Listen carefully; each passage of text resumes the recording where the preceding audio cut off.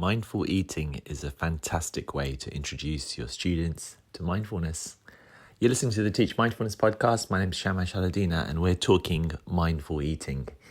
Now, if you've done any training in teaching mindfulness, you know that quite often it's quite popular to bring some raisins into the first class and actually give everyone a small raisin or a large raisin and ask them to mindfully and slowly eat it over a period of a few minutes in which you actually guide the practice.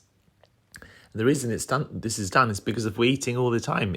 We're normally on autopilot. So this is an opportunity to teach your students that actually we're so often on this mode of autopilot, of being mindless rather than mindful. And within a few minutes, you can show them the power of mindfulness. When we slow down, when we connect with our senses, our experiences change. We shift from our normal mode of multitasking into actually being present to do one activity. And we also realize how difficult it is, how much the mind wanders, how easy it is to go back to autopilot. But also for some people, how nourishing it is to have that initial experience of being present with eating. I want to share with you a few more tips if you want to develop your teaching for mindful eating. And first of all, you don't have to just use a raisin. You can use other small pieces of fruit. You can even use something like a small piece of chocolate.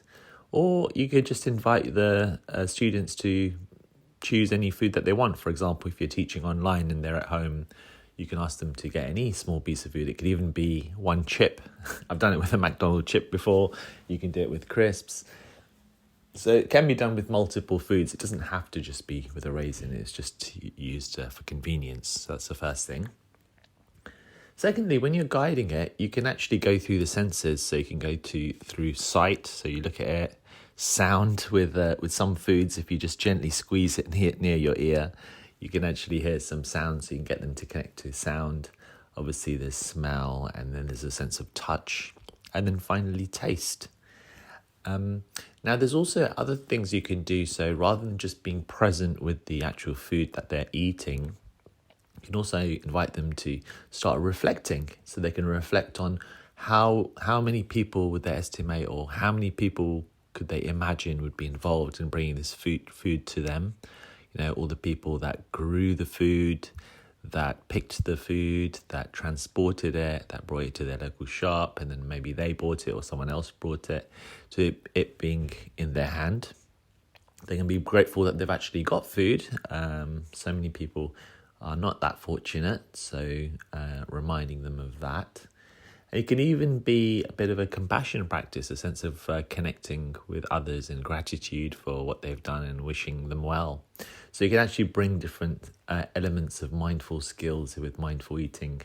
But for absolute beginners, you could just connect with the senses, go through each of the 5 senses as they eat. And remember to give your students space to share when their mind is wandering, or if they're having a difficult experience, let them feel comfortable with you to share that. So it's not just trying to get positive feelings, but whatever feelings come up, honouring them. That's an important aspect of teaching mindfulness. So there's some tips that come to mind when it comes to mindful eating. But what about when you want to give them some home experiments? I call it experiments rather than homework. Or you can call it a challenge. You can call it a weekly challenge to make it more fun. And invite your students to have a go at having some meals mindfully.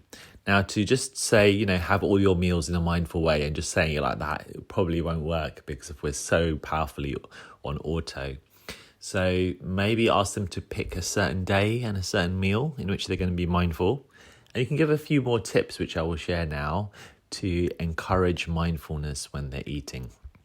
So first of all, no distractions. So they could turn off their phones and their computers and all the other stuff. So they're just them and the meal.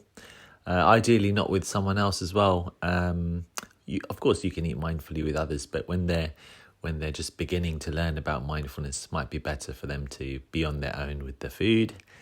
And then another little great trick is to use the opposite hand than what they would normally use.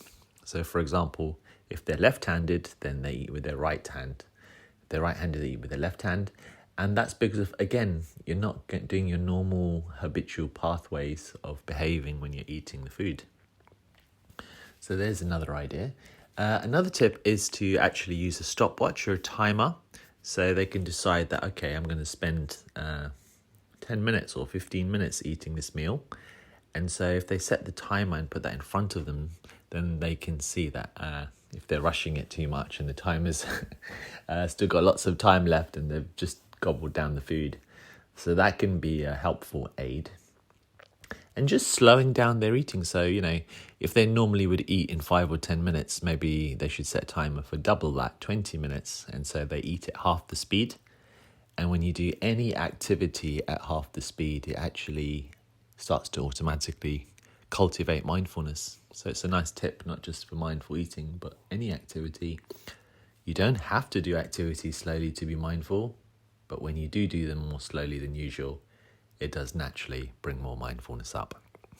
So there's a bunch of tips there on teaching mindful eating and practicing mindful eating and setting it as a weekly challenge for your students. If you found this helpful, check out our websites. Thanks a lot for listening. See you in the next one.